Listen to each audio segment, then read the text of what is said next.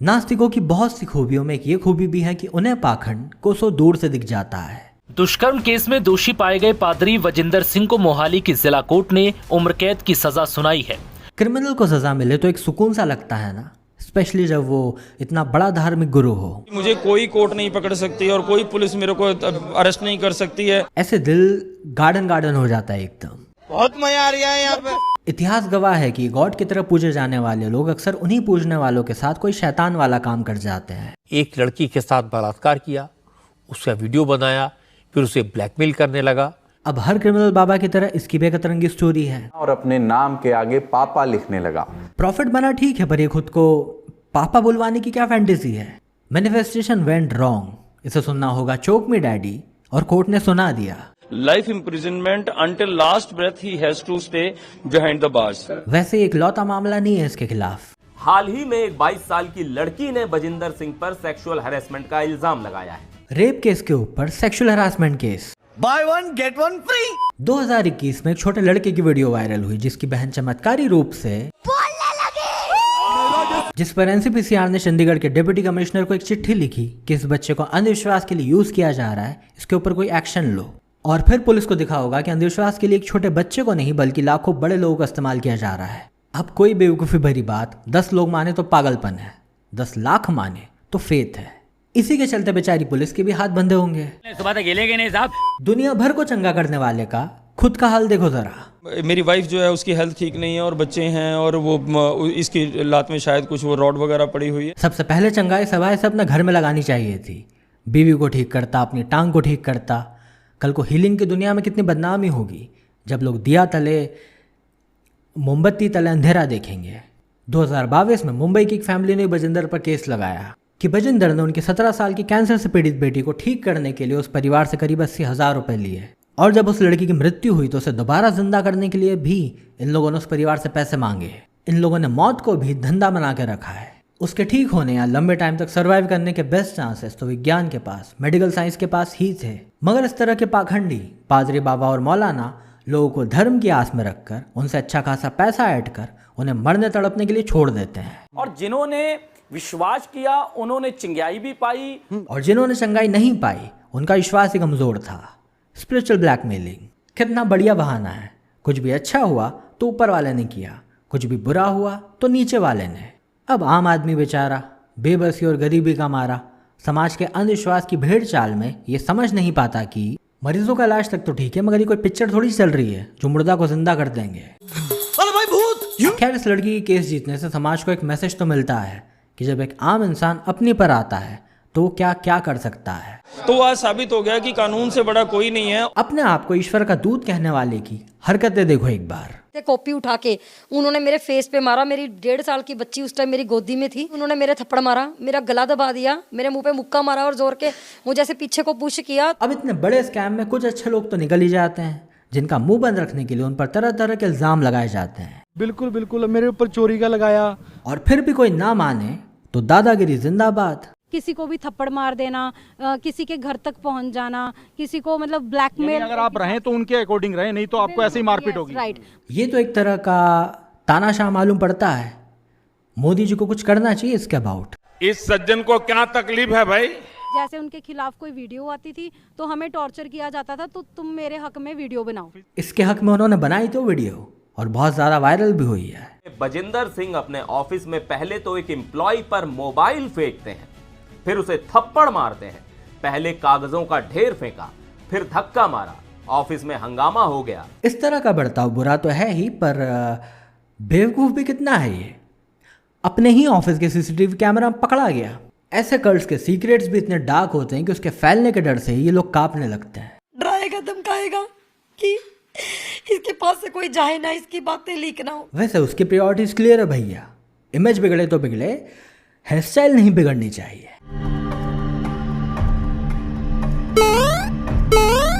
God भी ऊपर से बोलता होगा कि काय को नाम खराब करता है रे मेरा, पहले क्या कम खराब है। लोग धर्म के नशे में तो रहते ही हैं, फिर भी बच्ची कुछ वैलिडेशन की कसर ये स्ट्रगल करते हुए सेलिब्रिटीज पूरा कर देते हैं। जिस भी सेलिब्रिटी को इन पर आस्था आ जाए या फिर जो भी इनके बजट में आ जाए। हाय दोस्तों, मैं हूँ आपका राजपाल। दोस्तों, मैं 25 दिसंबर आपके शहर जलंधर में ताजपुर चर्च में, प्रॉफिट बजिंदर सिंह जी के चर्च में, प्रॉफिट बजिंदर सिंह मिनिस्ट्री में, नेता, अभिनेता, व्यापारी, अधिकारी, इन सभी के सपोर्ट से आम जनता का क्या काटा जाता है। चाकू लाओ, जरा बड़ा लाना, बहुत सारे लोगों को काटना है। पर मैं चाह रहा हूँ you bless my daughter Ananya Pandey also. मेहनत करो, टैलेंटेड बनो, लेकिन नहीं, ब्लेसिंग चाहिए सबको। बस पांडे का इतना भला किया है, थोड़ा पंचोली का भी देख लो मालिक। सर मेरा भी बेटा है। किसी महापुरुष ने सही ही कहा था, साला हिंदुस्तान में जब तक सलीमा है। पंजाब की चंगाई सभा एक रिलीजियस ट्रेंड है जो कैरिस्मेटिक पेंटेकोस्टल क्रिश्चियनिटी से आई है, जिसमें कैरिस्मेटिक एक मूवमेंट है और पेंटेकोस्टल क्रिश्चियनिटी का ही एक सेक्ट। लोग जो सोचते हैं कि अजीबोगरीब तरीके से बेवकूफ़ों की तरह क्या बड़बड़ा रहा है। दरअसल इसे ग्लॉसोलेलिया कहते हैं, मतलब स्पीकिंग इन टंग्स, अजीबोगरीब भाषा में बात करना, होली स्पिरिट के इन्फ्लुएंस में। अजीब बात है ना, लोग बेवकूफ़ों की तरह एक्ट क्यों कर रहे हैं, इसका रीज़न ढूंढने जाओ तो फेथ निकलता है। ये लोग प्रोफेसी, हीलिंग, डीमन एक्सॉर्सिज्म और विजन्स में बिलीव करते हैं। पवित्र आत्मा इस जगह पर उतर चुकी है। हर कैंसर, हर बीमारी यीशु के नाम से चली जाए। मैं यीशु के नाम से आदेश देता हूँ, इस शरीर को छोड़ दो। तुम्हारे परिवार में एक बदलाव आने वाला है, तुम कोर्ट जाने वाले। यीशु इतना भी सच नहीं बोलना है। इस तरह की चंगाई सभाओं या फिर किसी भी रिलीजन के हीलिंग स्कैम में जाने अनजाने में mass hypnosis, trance state, placebo nocebo effect, confirmation bias, social proof, false attribution, cognitive dissonance, emotional contagion, expectation theory, Hawthorne effect, spontaneous remission, selective memory, self fulfilling prophecy, silent evidence जैसे ना जाने कितने psychological phenomena, effects और methods को use किया जाता है। चंगाई सभा के चमत्कारों को लॉजिक के चश्मे से भी देखा जा सकता है, इन सभी फिनोमेना को एक्सप्लेन करके, इनका लाइव एग्जाम्पल देखते हुए। अगर आप चाहो तो ये बंदा इनकी खुदाई में मतलब आपकी खिदमत में हाजिर हो जाएगा। आओ एक बार बजिंदर की कहानी उसकी जुबानी ही जान लेते हैं। दुष्ट शक्तियाँ, चिड़चिड़ा स्वभाव, गलत संगति, लड़ाई झगड़ा और मारपीट। न्यूज़ रिपोर्ट के हिसाब से मर्डर के लिए जेल जाना, जेल में भी राक्षस देखना, डिप्रेशन में जाना और सुसाइड अटेम्प्ट, जेल में 2 घंटे में चमत्कारी रूप से एनीमिया ठीक हो जाना और फिर धर्म बदल देना। इसकी हिस्ट्री मानसिक रोगों के सिम्टम्स से भरी पड़ी है, जिसका उपचार कायदे से मनोवैज्ञानिक या फिर मनोचिकित्सक करते हैं। मगर विडंबना देखो कि मानसिक रूप से असंतुलित व्यक्ति दुनिया के सबसे बड़े धर्म का इतना बड़ा ठेकेदार बना बैठा है। अब सवाल धार्मिक लोगों पर है कि क्या धर्म का ठेकेदार बनने के लिए यही क्राइटेरिया होता है। और तो और इसने ये भी कहा कि उन बुरी शक्तियों से निपटने के लिए इसने सभी गॉड से प्रे किया था, क्योंकि पहले तो ये हिंदू रिलीजन से था, मगर इसे किसी भी गॉड से कोई भी हेल्प मिली नहीं। इसका मतलब इसके पहले वाले रिलीजन के किसी भी गॉड ने इसकी कोई भी मदद की नहीं, या फिर मारा नहीं, मतलब मान नहीं पाए। ऐसा मेरा नहीं, ऐसा इसका मानना था, तभी तो उसने रिलीजन चेंज किया। मैं तो वैसे ही नहीं मानता। तो देख लो, अभी इस तरह से भी लोग रिलीजन छोड़ के जा रहे हैं। यकीन कर संदीप, तू बाप बनने वाला है। इतने कॉन्फिडेंस से बोल रहा है जैसे उसमें इसी का हाथ हो, ब्लेसिंग का। और यकीन कर मतलब क्या होता है? वो बच्चा होने के बाद मुकर थोड़ी जाएगा कि ये किसका बच्चा है, मेरा थोड़ी हो सकता। मेरी सॉल्यूशन हो गई है, अब ये किसी ने भेजा है, मेरे पे छोड़ा है। पंजाब के 23 जिलों में ईसाई धर्म को बढ़ावा देने वाली कई मिनिस्ट्रीज हैं और एक अनुमान के मुताबिक इस इलाके में पादरियों की संख्या करीब 65,000 है। इस रिलीजियस कन्वर्जन के खेल में एक आयाम ये भी है कि गरीबी, भुखमरी, छुआछूत, जातिगत भेदभाव के दलदल से निकलकर बच्चों की अच्छी शिक्षा, एक इंक्लूसिव कम्युनिटी और बेहतर जीवन शैली पाने के लिए किया गया धर्मांतरण वाजिब भी लगता है। अगर किसी ने 2 बोरी चावल के लिए धर्मांतरण किया भी है तो सवाल उस कम्युनिटी पर उठता है जो उन्हें 2 बोरी चावल और सम्मान से जीने का हक भी नहीं दे पा रही थी। सो रिलीजियस कन्वर्जन प्रॉब्लमैटिक नहीं है, सभी की अपनी मर्जी है, सभी के पास अपने कॉन्स्टिट्यूशनल राइट्स भी हैं। लोग अपना रिलीजन छोड़कर दूसरे रिलीजन में जाते हैं। वैसे मैं तो कहता हूँ मत ही जाओ किसी रिलीजन में, छोड़ ही दो पूरी तरह। फिर भी जो लोग जाते हैं ऐसे केसेस में उनमें से ज़्यादातर लोग अपनी मर्जी से नहीं बल्कि मजबूरी में जाते हैं। तो इस तरह का कन्वर्जन किसी की मजबूरी का फ़ायदा उठाने से ज़्यादा और कुछ नहीं है। अरे गॉड चाहता कि मैं क्रिश्चियन बनूं तो पहले ही क्रिश्चियन परिवार में पैदा करता। अब क्यों धर्म बदलवा रहे हो? रॉन्ग नंबर है। बीते काफ़ी लंबे समय से मेरे पास बहुत सारे मैसेजेस और ईमेल्स आए जिसमें स्पेशली फीमेल्स ने अलग अलग आश्रम और उनके बाबाओं द्वारा उनके साथ हुए शोषण के बारे में मुझे बताया। और उन सारे इंसिडेंट्स में कुछ की पॉइंट्स थे जो कॉमन थे, जैसे इस तरह के पाखंडी बाबाओं का सबसे सॉफ्ट टारगेट होती हैं टीनेज लड़कियां जिनकी लाइफ उनकी मर्जी से नहीं चलती, जो कि ज़्यादातर लड़कियों की नहीं चलती, जिनके पेरेंट्स गॉड और रिलीजन के चक्कर में अंधविश्वासी हो चुके होते हैं, जो कि ज़्यादातर पेरेंट्स हो चुके होते हैं, जिनका परिवार किसी न किसी तरह की गंभीर बीमारी या फिर आर्थिक समस्या से जूझ रहा होता है। जो कि इंडिया में ज़्यादातर लोगों का परिवार जूझ रहा होता है। ये अंधविश्वास का चश्मा, गरीबी की मजबूरी और बीमारी की मार ऐसे किसी भी वल्नरेबल परिवार को ऐसे किसी भी अरे गहरे बाबाओं के आश्रम तक ले ही जाती है और उसके बाद शुरू होता है आस्था के नाम पर पैसे खींचने का व्यापार। मगर बीते कुछ सालों में जैसे ही इंडिया में धर्मांधता बढ़ी है, वैसे ही इन पाखंडी बाबाओं, मौलाना और पादरियों की हिम्मत भी बढ़ी है, जिसमें अब ये सिर्फ आपसे आपके पैसे नहीं लूटते बल्कि आपके घर के बच्चों को भी लूट लेते हैं। लड़का है तो मिशनरी में, आश्रम में काम के लिए, और अगर लड़की है तो काम वासना के लिए। ऐसे इंसिडेंट्स अक्सर टीनेज लड़कियों के साथ होते हैं, जिन्हें या तो बहला फुसला लिया जाता है या फिर मुंह बंद रखने के लिए डरा धमका लिया जाता है।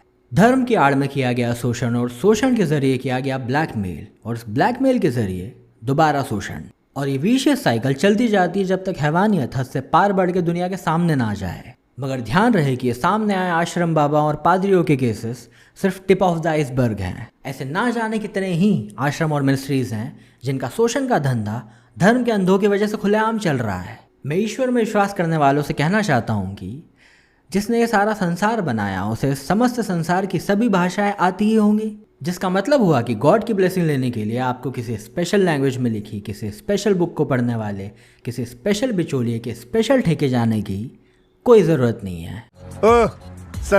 सरक उधर। कैथलिक्स मतलब क्रिश्चियनिटी का सबसे बड़ा संप्रदाय, जिसके सबसे प्रमुख धार्मिक नेता Pope Francis the bishop of Rome खुद व्हीलचेयर पे हैं, जबकि ऐसे ढोंगी पादरी करिश्मेटिक हीलिंग के नाम पर मासूम भोले भाले लोगों को ठग रहे हैं। यह ऐसा है जैसे कंपनी आपसे कहे कि हम आपका पैसा 21 दिन में डबल कर देंगे और फिर उसी कंपनी का मालिक आपको कहीं भीख मांगता नजर आ जाए। तो क्या फिर भी आप उस कंपनी में इन्वेस्ट करेंगे? हाँ, बिल्कुल करेंगे, अगर आप अंधश्रद्धा और अंधविश्वास में पड़े हों। वैसे अंधश्रद्धा और आस्था में भी कोई बहुत ज़्यादा फर्क नहीं है। जब तक किसी का कोई नुकसान नहीं हो रहा है तो आस्था है, जैसे ही नुकसान हो तो अंधश्रद्धा। अब आदमी का कोई धर्म हो तो हो, मगर उसकी हैवानियत का कोई धर्म नहीं होता। और कोई इक्का दुक्का केसेस भी नहीं है, हर रिलीजन की लंबी लिस्ट है केसेस की। मानो जैसे इन धर्म के ठेकेदारों में रेस लगी हो कि कौन सबसे ज़्यादा शोषण कर सकता है जनता का। अब इस तरह के केसेस तो आम जनता के बीच भी होते ही रहते हैं, तो रिलीजियस बाबाओं पर जोर देने का क्या तुक बनता है? बाकी केसेस में से किसी भी गलत काम को आसानी से समझा जा सकता है, मगर लोगों के विश्वास का फ़ायदा उठाकर इन धार्मिक बाबाओं के लिए ऐसे क्राइम्स करना बहुत आसान है, प्लस उसे कवर करना और भी ज़्यादा आसान। उसको किस तरीके से मैनिपुलेट कर देता है कि लड़की ही मुकर जाती है। अब रेपिस्ट चाहे पादरी हो, पंडित हो या मौलाना हो, लोगों की अंधभक्ति तो सेम ही रहती है। क्योंकि वजिंदर के समर्थकों ने उसके पक्ष में बड़े पैमाने पर प्रदर्शन किए। स्पेशल ले हैंड प्रे करवाने से इम्पॉसिबल चीजें भी हुई पॉसिबल। स्पेशल ले हैंड प्रे मतलब आपके सर पर हाथ रख के आपको स्पेशल ब्लेसिंग या फिर हीलिंग दिलवाई जाएगी। पर चूंकि ये ब्लेसिंग स्पेशल है तो इसका चार्ज भी स्पेशल है। तो वो 25,000 रुपया से लेके 1 लाख रुपए तक लेते। अब ये हर कोई तो अफोर्ड नहीं कर पाता, तो जो गरीब हैं उनसे उनका धर्म ले लेते हैं, और जो अमीर हैं उनसे उनका धन। मैं कह रहा हूँ कि गवर्नमेंट जॉब नहीं लग रहा, बच्चा नहीं हो रहा, आ जाना मेरे चर्च में, एक बार ले हैंड प्रे करा के देखना, गुड न्यूज मिलेगी यीशु मसीह के नाम में। हर रिलीजन का अपना एक अलग वीआईपी कल्चर है। हर तरफ धर्म के ठेकेदार बैठे हैं और लुटने को भी लाखों तैयार बैठे हैं। खैर, इमेजिन अब पुलिस वाले से किस तरह की ले हैंड ब्लेसिंग दे रहे होंगे। इसकी ले जाके स्टेटमेंट। लेकिन चाहे डेरे हों या मिनिस्ट्रीज हों, यहाँ जाने वालों में सबसे ज्यादा दलित और गरीब ही क्यों रहे। जहाँ भी लोगों की हालत खराब होगी, रिलीजन वहाँ अपना डेरा डालेगा। जितनी गरीबी, भुखमरी और बीमारी होगी, लोग उतना धर्म के पीछे भागेंगे। तो क्या धर्म, मजहब, रिलीजन का सॉल्यूशन दे देता है? सॉल्यूशन तो नहीं, मगर सोल्यूशन दे देता है। वो भीड़ को एक नशा दे देता है जिससे उन्हें भ्रम, ये भ्रांति हो कि सब चंगा सी। आपको एक गहरा नशा या एनेस्थीसिया देकर आपकी टांग काट ली जाए तो आपको बिल्कुल दर्द नहीं होगा और उल्टा रिलैक्स भी फील होगा। मगर सच्चाई ये है कि अब आप लंगड़े हैं। रिलीजन की बैसाखी भी समाज के साथ यही करती है, वो उसे लंगड़ा और लाचार बनाती है। जिन लोगों को काउंसलिंग और इलाज की जरूरत है, वे इस चर्च मिनिस्ट्री में कोई हल ढूंढने आए हैं। और ऐसी जगह पर तो लोग वैसे भी अपनी समझ, बुद्धि, विवेक को दरवाजे के बाहर ही छोड़ कर आते हैं। बाहर ही थे आप लोग, अंदर अलाउ नहीं था। भूत ने 1 सेकंड में जेंडर चेंज कर लिया, या फिर उसे याद आया कि स्क्रिप्ट में जाऊंगी नहीं जाऊंगा लिखा था। आपके घर में कुछ ब्लैक मैजिक देख रहा हूँ मैं। जैसे किसी हिंदू के घर पर काला जादू हो तो क्या उसको भी क्रिश्चियंस के गॉड ठीक कर देते हैं? नहीं, आई एम जस्ट क्यूरियस कि अगर किसी पर एक्सॉर्सिज्म किया गया हो तो हनुमान चालीसा काम आती है या नहीं? एक रिलीजन के गॉड ने किसी इंसान को पनिश किया और दूसरे रिलीजन के गॉड ने उसी इंसान को ब्लेस किया, तो इसमें चलती किसकी होगी? मतलब दोनों अलग अलग रिलीजन के गॉड आपस में लड़ते होंगे क्या? मेरी ताकत को मत भूल तो। मुझे याद रखने की जरूरत नहीं, मारा जाएगा। अपनी सोच, इतना गुरूर ठीक नहीं। 7 साल स्ट्रगल किया हमने। वो कहते हैं ना, भगवान के घर, गॉड के घर देर है पर अंधेर नहीं। मुझे लगता है देर या अंधेर दोनों ही क्यों हैं। ऐसी दुनिया बनाई ही क्यों जहाँ रेप या मर्डर हो सके? और चलो बना भी दी तो आप तो ऑमनिशिएंट हो, सर्वज्ञ हो, आप तो सब कुछ जानते हो, तो क्राइम होने से रोक क्यों नहीं देते? अब कोई बहाना भी नहीं चलेगा क्योंकि आप ओमनीप्रेजेंट भी हो और ओमनीपोटेंट भी, मतलब सर्वव्यापी भी और सर्वशक्तिमान भी, और उसके ऊपर आप बेनेवोलेंट मतलब सर्वदयालु और सर्वप्रिय भी हो। अब एक ऐसा गॉड जो हर जगह पर है, जो सब कुछ जानता है, जो सबसे ताकतवर है और जो सबसे अच्छा भी है, उसकी प्रेजेंस में इतने घटिया काम हो कैसे जाते हैं? ये मेरी समझ से तो परे है। तो मुझे लगता है ऐसा कहीं कोई गॉड है ही नहीं। पर अगर तुम हो तो ये मेरे कुछ सवाल हैं जो क़यामत के रोज़ पूछूंगा तुमसे, क्योंकि उसके पहले तुम्हारी और मेरी बात हो सके इस लायक नहीं हो तुम। जब ये ढोंग और पाखंड ही है तो बहुत सारे लोग ठीक कैसे हो जाते हैं इनके पास जाके? लोग ठीक होते हैं, उन्हें लगता है कि वो ठीक हो गए। इस बारे में मैंने इस बाबा का इलाज वीडियो में डिटेल में एक्सप्लेन किया है, आप जाकर वो पूरी वीडियो देखकर समझ सकते हैं। फिर भी जब बहुत सारे लोगों को इनके स्कैम के बारे में पता है, तब भी लाखों की भीड़ इनके पास कैसे जुट जाती है? कल्ट होता क्या है और ये कैसे काम करता है, मैंने इस कहानी कल्ट की वीडियो में डिटेल में समझाया है, आप जाकर वो वीडियो भी देख सकते हैं। हमेशा की तरह वीडियो कुछ लोगों को दिमाग पर लगी होगी, कुछ को दिल पर और कुछ को धर्म पर, जिस पर मैं कहूँगा कि जिसको जहाँ लगे लगा लो। इन हीरो बाबाओं का नकाब किसी विलन को तो उतारना पड़ेगा, तो अब इस कहानी के विलन हम ही सही। नकाब उतारने से याद आया कि आजकल बहुत से धर्म विज्ञान का नकाब पहनकर घूम रहे हैं और इनके दलाल वैज्ञानिक होने का नकाब पहनकर। Earth take one circle round the sun, in that process it rotates 360 times on its axis, that's why there are 360 degrees in a circle। बताओ मतलब अर्थ 360 बार घूम रही है और हमने साल में दिन 365 डाल रखे हैं। इन वैज्ञानिकों को सीखना चाहिए इंडियन पॉलिटिशियंस से कि हर काम मेहनत से नहीं होता, कुछ काम बगैती से भी हो जाता है। मेहनत से याद आए कि अब धर्मों की तरह यहाँ कोई ले हैंड ब्लेसिंग तो नहीं है, मगर फिर भी अगर आपको मेरा काम और ये वीडियो पसंद आई हो तो आप इस UPI ID पर मुझे कोई भी अमाउंट कंट्रीब्यूट कर सकते हैं। मज़ा नहीं आ रहा है, एक बार इनके स्टाइल में करते हैं। आपके बैंक अब फ़ोन से दे रहे हो, UPI से दे रहे हो? और जो भी लोग कंट्रीब्यूट करने वाले हैं उन्हें मैं एक बात बता दूं, जिनका पैसा आ रहा है वो गरीब नहीं रहेंगे यीशु मसीह के नाम में। अब मुझे कैसे पता कि गरीब नहीं रहेंगे और रिच हो जाएंगे? ये भी एक सपना है जो प्रोफेट जी ने मुझे सपने में आके बताया था। रिच से याद आया कि इंडिया का कल्चर सच में काफ़ी रिच और ज़बरदस्त रहा है, मगर उस तरीके से नहीं जिस तरीके से इन पॉलिटिकल पार्टी के दल्ले जनता को बताते रहते हैं। हाँ पता है, इस दलाली की डिबंक वीडियो में थोड़ी देर हो गई और इस देरी की वजह से कुछ लोगों को लगा कि मैं इन पॉलिटिशियंस पर वीडियो इसलिए नहीं बना रहा क्योंकि मैं डर गया। पर बात तो दरअसल ऐसी है कि कब्रें खोदेंगी तो इतिहास बाहर आएगा, और अगर मेरा इतिहास खुला तो कब्रें ही बाहर आएंगी। सो ये वीडियो भी जल्द ही आएगी। और रही बात डर की, तो जो गॉड से नहीं डरता वो किससे डरेगा?